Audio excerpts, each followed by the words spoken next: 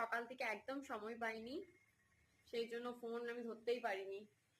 তো এখন চান টান করে একটু সময় পেলাম, তো চলো দেখি কি রান্না হচ্ছে। এখানে আমার বাবান দেখো আপেল খাচ্ছে, ওটা খাট দেখতে পেয়েছো কি করেছে অবস্থা।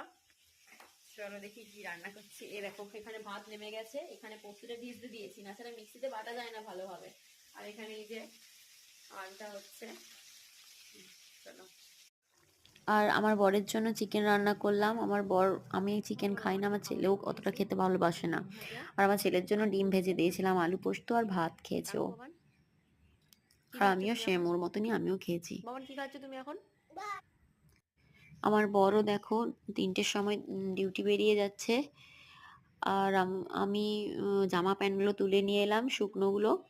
তারপরে একটুখানি পেয়ারা খাচ্ছিলাম। পেয়ারাটা এত পরিমাণে মিষ্টি যে খেতে ভালো লাগছিল না আর। একদম গোলমরিচ গুঁড়ো দিয়েছি। গোলমরিচ গুঁড়ো, বিট নুন সবই দিলাম, তাও ভালো লাগছিল না খেতে একদমই।